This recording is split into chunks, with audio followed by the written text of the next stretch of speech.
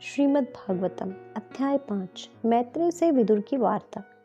सुखदेव गोस्वामी ने कहा, इस तरह कुरुवंशियों में सर्वश्रेष्ठ विदुर, जो कि भगवत भक्ति में परिपूर्ण थे, स्वर्गलोक की नदी गंगा के उद्गम हरिद्वार पहुंचे, जहां विश्व के अगाध विद्वान महामुनि मैत्रेय आसीन थे। मदरता से ओतप्रोत में पूर्ण तथा अध्यात्म में तुष्ट विदुर ने उनसे पूछा। विदुर ने कहा, हे महर्षि, इस संसार का हर व्यक्ति सुख प्राप्त करने के लिए सकाम कर्मों में प्रवृत्त होता है, किंतु उसे ना तो तृप्ति मिलती है और ना ही दुख में कोई कमी आती है। विपरीत इसके ऐसे कार्यों से उसके दुख में वृद्धि होती है। इसलिए कृपा करके हमें इसके विषय में हमारा मार्गदर्शन करें कि असली सुख के लिए कोई कैसे रहे। हे प्रभु, महान परोपकारी आत्माएं पूर्ण पुरुषोत्तम भगवान की ओर से पृथ्वी पर उन पतित आत्माओं पर अनुकंपा दिखाने के लिए विचरण करती हैं, जो भगवान की अधीनता के विचार मात्र से ही विमुख रहते हैं। इसलिए हे महर्षि, आप मुझे पूर्ण पुरुषोत्तम भगवान की दिव्य भक्ति के विषय में उपदेश दें, जिससे हर एक के हृदय में स्थित भगवान भीतर से परम सत्य विषयक यह ज्ञान प्रदान करने के लिए प्रसन्न हो, जो कि प्राचीन वैदिक सिद्धांतों के रूप में उन लोगों को ही प्रदान किया जाता है जो भक्ति योग द्वारा शुद्ध हो चुके हैं। हे महर्षि, कृपा करके बतलाएं कि पूर्ण पुरुषोत्तम भगवान, जो तीनों लोकों के इच्छा रहित स्वतंत्र स्वामी तथा समस्त शक्तियों के नियंता है, किस तरह अवतारों को स्वीकार करते हैं और किस तरह विराट जगत को उत्पन्न करते हैं, जिसके परिपालन के लिए नियामक सिद्धांत पूर्ण रूप से व्यवस्थित है। वे आकाश के रूप में फैले अपने ही हृदय में लेटे जाते हैं और उस आकाश में संपूर्ण सृष्टि को रखकर वे अपना विस्तार अनेक जीवों में करते हैं, जो विभिन्न योनियों के रूप में प्रकट होते हैं। उन्हें अपने निर्वाह के लिए कोई प्रयास नहीं करना पड़ता, क्योंकि वे समस्त यौगिक शक्तियों के स्वामी और प्रत्येक वस्तु के मालिक हैं। इस प्रकार वे जीवों से भिन्न हैं। आप द्विजों, गौओं और देवताओं के कल्याण हेतु भगवान के विभिन्न अवतारों के शुभ लक्षणों के विषय में भी वर्णन करें। यद्यपि हम निरंतर उनके दिव्य कार्यकलापों के विषय में सुनते हैं, किंतु हमारे मन कभी भी पूर्णतः तुष्ट नहीं हो पाते। समस्त राजाओं के परम राजा ने विभिन्न लोकों की तथा आवास स्थलों की सृष्टि की, जहां प्रकृति के गुणों और कर्म के अनुसार सारे जीव स्थित हैं, और उन्हें उनके विभिन्न राजाओं तथा शासकों का भी सृजन किया। हे ब्राह्मण श्रेष्ठ, आप यह भी बतलाएं कि ब्रह्मांड के सृष्टा तथा आत्मनिर्भर प्रभु नारायण ने किस तरह जीवों के स्वभावों, कार्य, रूपों, लक्षणों तथा नामों की पृथक पृथक रचना की।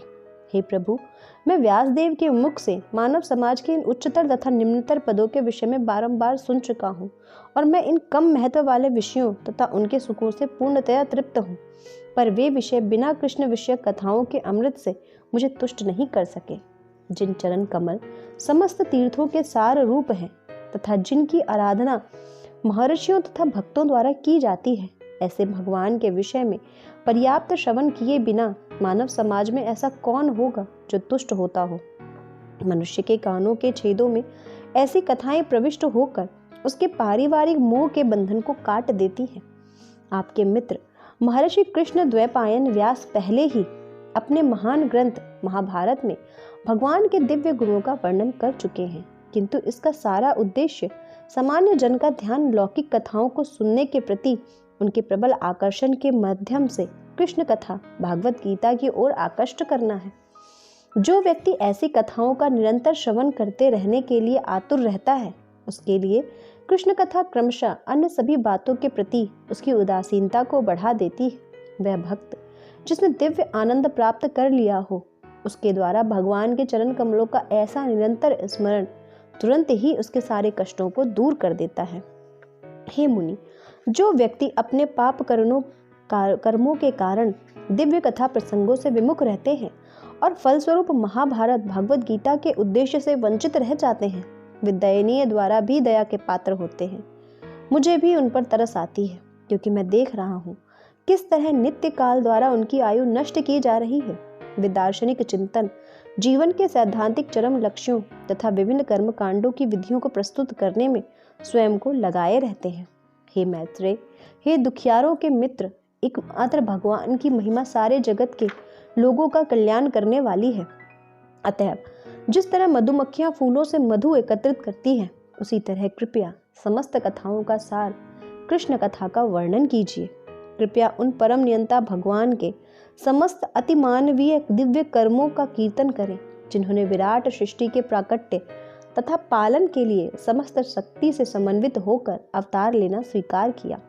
सुखदेव गोस्वामी ने कहा, विदुर का अत्यधिक सम्मान करने के बाद विदुर के अनुरोध पर समस्त लोगों के महानतम कल्याण हेतु महर्षि मैत्रेय मुनि बोले। श्री मैत्रेय ने कहा, हे विदुर, तुम्हारी जय हो। तुमने मुझसे सबसे अच्छी बात पूछी है। इस तरह तुमने संसार पर और मुझ पर अपनी कृपा प्रदर्शित की है, क्योंकि तुम्हारा मन सदैव ब्रह्म के विचारों में लीन रहता है। हे विदुर, यह तनिक भी आश्चर्यप्रद नहीं है कि तुमने अनन्य भाव से भगवान को इस तरह स्वीकार कर लिया है, क्योंकि तुम व्यास देव के वीर से उत्पन्न हुए हो।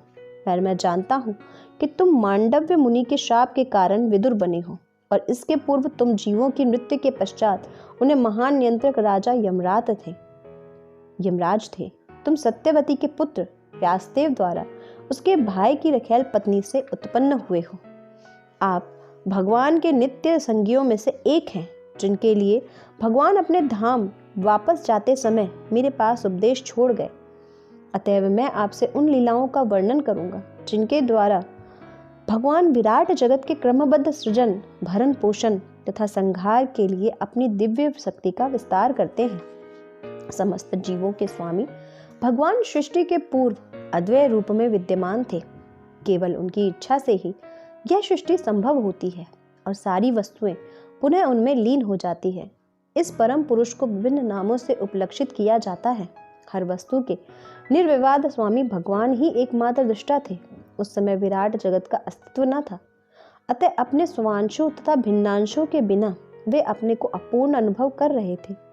तब भौतिक शक्ति सुसुप्त थी, जबकि अंतरंगा शक्ति व्यक्त थी। भगवान दृष्टा है और बहिरंगा शक्ति जो दृष्टि गोचर होती है, विराट जगत में कार्य तथा कारण दोनों रूप में कार्य करती है। हे महाभाग विदुर, यह बहिरंगा शक्ति माया कहलाती है और केवल इसी के माध्यम से संपूर्ण भौतिक जगत संभव होता है।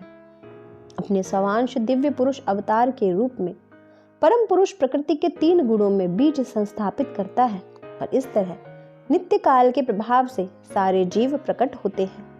तत्पश्चात नित्य काल की अंत्य क्रियाओं से प्रभावित पदार्थ का परम सार, जो कि महत तत्व कहलाता है, प्रकट हुआ और इस महत तत्व ने शुद्ध तत्व अर्थात भगवान ने अपने शरीर से ब्रह्मांड अभिव्यक्ति के बीज बोए। तत्पश्चात महत तत्व अनेक भिन्न भिन्न भावी जीवों के अगार रूपों में विभेदित हो गया।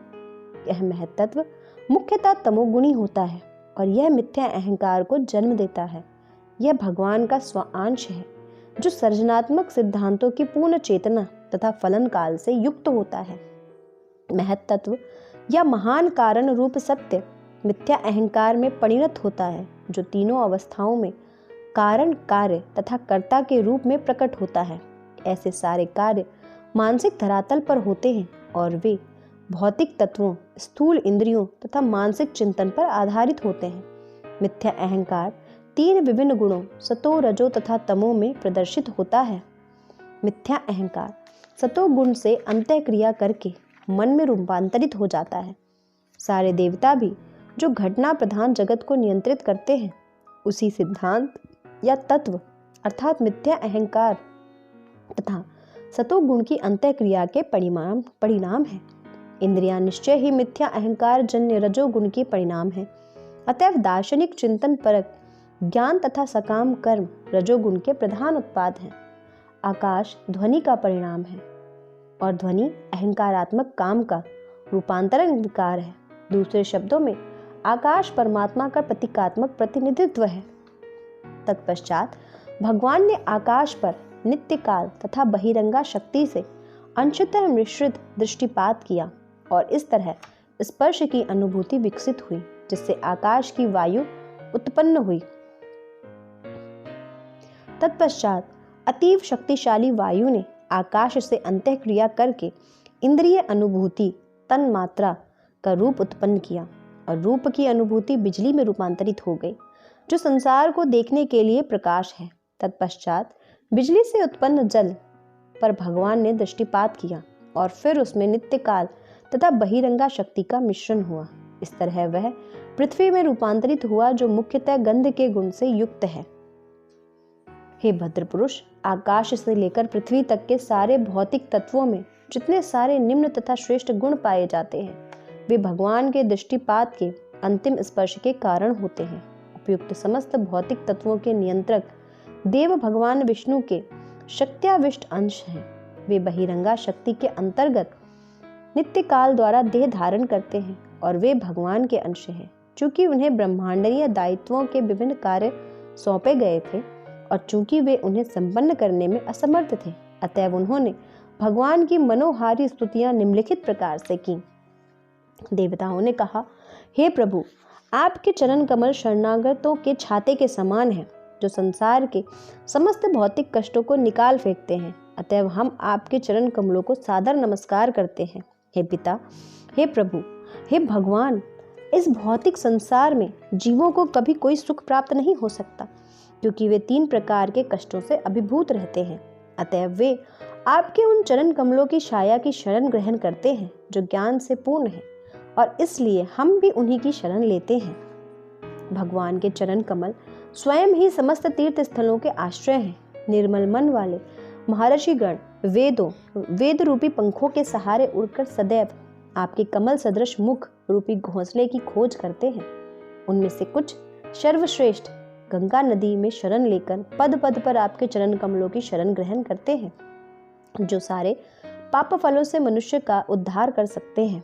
आपके चरण कमलों के विषय में केवल उत्सुकता तथा भक्ति पूर्वक श्रवण करने से तथा उनके विषय में हृदय में ध्यान करने से मनुष्य तुरंत ही ज्ञान से प्रकाशित तथा वैराग्य के बल पर शांत हो जाता है।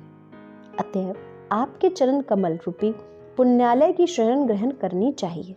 हे प्रभु, आप विराट जगत के सृजन, पालन तथा संहार के लिए अवतरित होते हैं, इसलिए हम सभी आपके चरण कमल की शरण ग्रहण करते हैं, क्योंकि ये चरण आपके भक्तों की सदैव स्मृति तथा साहस प्रदान करने वाले हैं।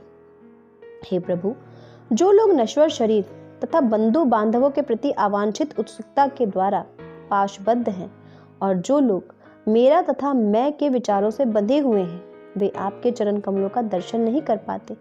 यद्यपि आपके चरण कमल उनके अपने ही शरीरों में स्थित होते हैं, किंतु हम आपके चरण कमलों की शरण ग्रहण करें। हे महान परमेश्वर, वे अपराधी व्यक्ति जिनकी अंतर्दृष्टि बाह्य भौतिकवादी कार्यकलापों से अत्यधिक प्रभावित हो चुकी है, वे आपके चरण कमलों का दर्शन नहीं कर सकते, किंतु आपके शुद्ध भक्त दर्शन कर पाते हैं, क्योंकि उनका एकमात्र उद्देश्य आपके कार्यकलापों का दिव्य भाव से आस्वादन करना है। हे प्रभु, जो लोग अपनी गंभीर मनोवृत्ति के कारण प्रबुद्ध भक्तिमय सेवा की अवस्था प्राप्त करते हैं, वे वैराग्य तथा ज्ञान के संपूर्ण अर्थ को समझ लेते हैं और आपकी कथाओं के अमृत को पीकर ही आध्यात्मिक आकाश में वैकुंठ लोक को प्राप्त करते हैं। अन्य लोग भी जो दिव्य आत्म साक्षात्कार द्वारा शांत हो जाते हैं तथा जिन्होंने प्रबल शक्ति एवं ज्ञान के द्वारा प्रकृति के गुणों पर विजय पा ली है, आप में प्रवेश करते हैं, किंतु उन्हें काफी कष्ट उठाना पड़ता है, जबकि भक्त केवल भक्ति में सेवा संपन्न करता है और उसे ऐसा कोई कष्ट नहीं होता। हे आदि पुरुष, इसलिए हम एकमात्र आपके हैं। यद्यपि हम आपके द्वारा उत्पन्न प्राणी हैं, किंतु हम प्रकृति के 3 गुणों के प्रभाव के अंतर्गत एक के बाद एक जन्म लेते हैं, इसलिए हम अपने कर्म में पृथक पृथक होते हैं। अतएव सृष्टि के बाद हम आपके दिव्य आनंद के हेतु सम्मिलित रूप में कार्य नहीं कर सके। हे अजन्मा, आप हमें वे मार्ग तथा साधन बताएं जिनके द्वारा हम आपको समस्त भोग्य अन्न तथा वस्तुएं अर्पित कर सकें, जिससे हम तथा इस जगत के अन्य समस्त जीव बिना किसी उत्पाद के अपना पालन पोषण कर सकें और आपके लिए और अपने लिए आवश्यक वस्तुओं का संग्रह कर सकें। आप समस्त देवताओं तथा उनकी विभिन्न कोटियों के आदि साकार संस्थापक हैं, फिर भी आप सबसे प्राचीन हैं और अपरिवर्तित रहते हैं। हे प्रभु, आपका ना तो कोई उद्गम है, ना ही कोई आपसे श्रेष्ठ है। आपने समस्त जीव रूपी वेद द्वारा बहिरंगा शक्ति को गर्भित किया है, फिर भी आप स्वयं अजन्मा हैं।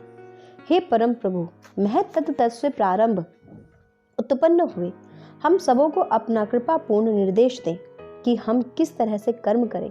कृपया हमें अपना पूर्ण ज्ञान तथा शक्ति प्रदान करें, जिससे हम परवर्ती सृष्टि के विभिन्न विभागों में आपकी सेवा कर सकें।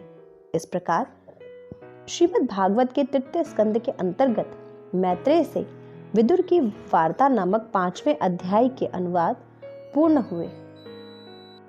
श्रीमद् भागवतम अध्याय 6 विश्वरूप की सृष्टि। मैत्रेय ऋषि ने कहा, इस तरह भगवान के महत्व तत्व जैसे अपनी शक्तियों के संयोग न होने के कारण विश्व के प्रगतिशील सृजनात्मक कार्यकलापों के निलंबन के विषय में सुना। तब परम शक्तिशाली भगवान ने अपनी बहिरंगा शक्ति देवी काली सहित 23 तत्वों के भीतर प्रवेश किया, क्योंकि वे ही विभिन्न प्रकार के तत्वों में को सम्मिलित करते हैं। इस तरह जब भगवान अपनी शक्ति से तत्वों के भीतर प्रविष्ट हो गए तो सारे जीव प्रबुद्ध होकर विभिन्न कार्यों में उसी तरह लग गए जिस तरह कोई व्यक्ति निद्रा से जगकर अपने कार्य में लग जाता है।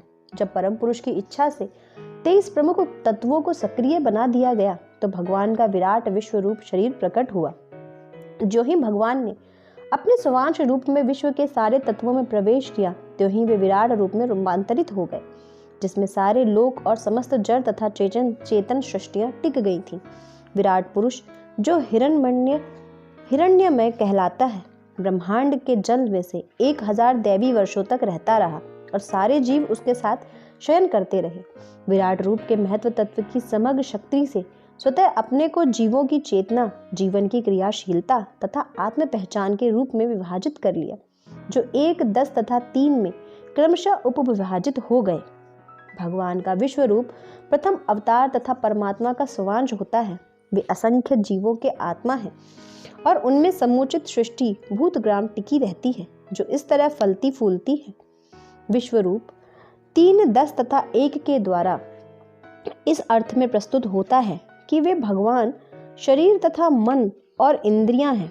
वे ही 10 प्रकार की जीवन शक्ति द्वारा समस्त गतियों की गत्यात्मक शक्ति हैं और वे ही एक हृदय है जहां जीवन शक्ति सृजित होती है।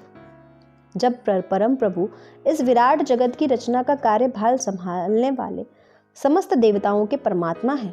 इस तरह देवताओं द्वारा प्रार्थना किए जाने पर उन्होंने मन में विचार किया और तब उनको समझाने के लिए अपना विराट रूप प्रकट किया। मैत्रेय ने कहा, अब तुम मुझसे यह सुनो कि परमेश्वर ने अपना विराट रूप प्रकट करने के बाद किस तरह से अपने को देवताओं के विविध रूपों में विलग किया। उनके मुख से अग्नि तथा ऊष्मा विलग हो गई और भौतिक कार्य संभालने वाले सारे निदेशक अपने अपने पदों के अनुसार इसमें प्रविष्ट हो गए।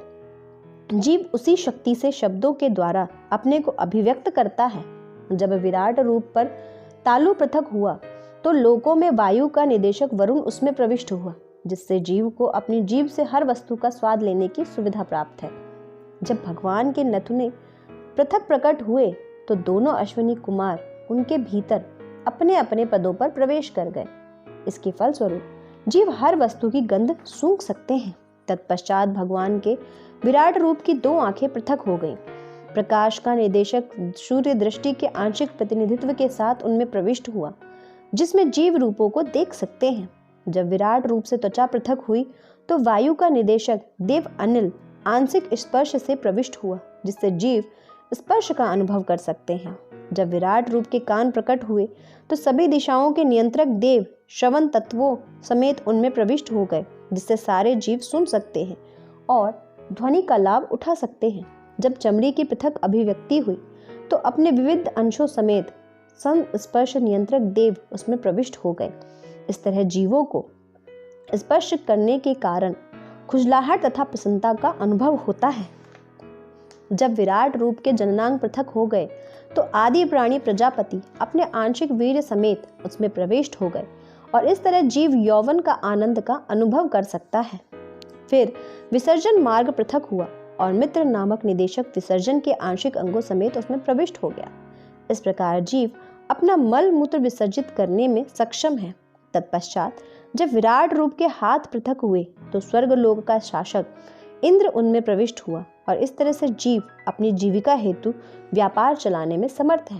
तत्पश्चात विराट रूप के पांव पृथक रूप में प्रकट हो गए और विष्णु नामक देवता भगवान नहीं उस आंशिक गति के साथ प्रवेश किया।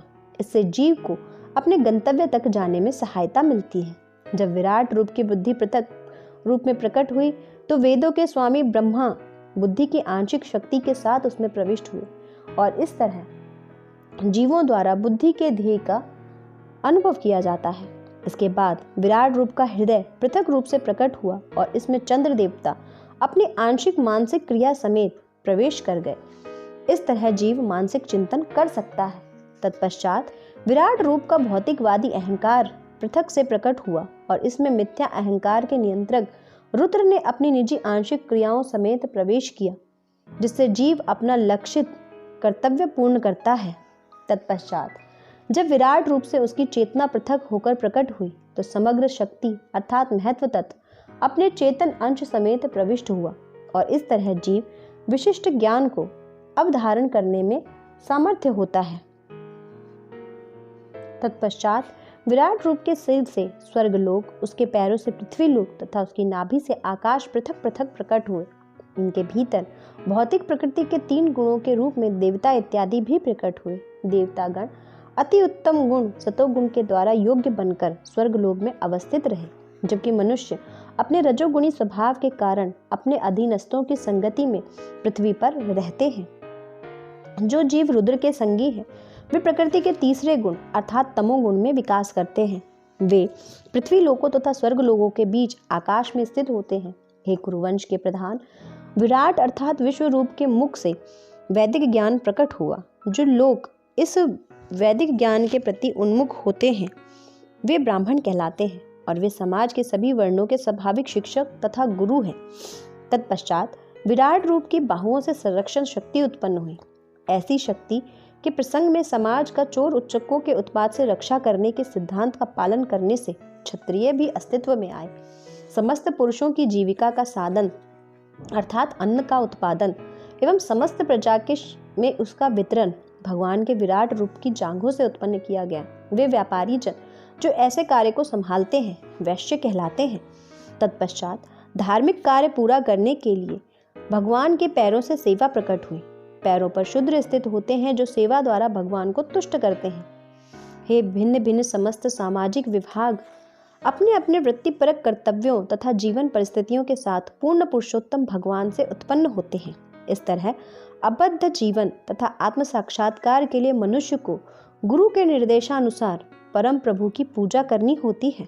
हे विदुर, पूर्ण पुरुषोत्तम भगवान की अंतरंगा शक्ति द्वारा प्रकट किए गए विराट रूप के दिव्य काल कर्म तथा शक्ति को भला कौन माप सकता है या उसका आकलन कर सकता है। अपनी असमर्थता के बावजूद मैं अपने गुरु से जो कुछ सुन चुका हूँ तथा जितना आत्मसात कर सका हूँ उसे अब शुद्ध वाणी द्वारा भगवान की महिमा के वर्णन में लगा रहा हूँ, अन्यथा मेरी वाक शक्ति अपवित्र बनी रहेगी। मानवता का सर्वोच्च सिद्धिप्रद लाभ पवित्र कर्ता के कार्यकलापों तथा महिमा की चर्चा में प्रवृत्त होना है। ऐसे कार्यकलाप महान विद्वान ऋषियों द्वारा इतनी सुंदरता से लिपिबद्ध हुए हैं कि कान का असली प्रयोजन उनके निकट रहने से ही पूरा हो जाता है। हे पुत्र, आदि कवि ब्रह्मा 1000 दैवी वर्षों तक परिपक्व ध्यान के बाद केवल इतना जान पाए कि भगवान की महिमा अचिंत्य है। पूर्ण पुरुषोत्तम भगवान की आश्चर्यजनक शक्ति जादूगरों को भी मोहग्रस्त करने वाली है।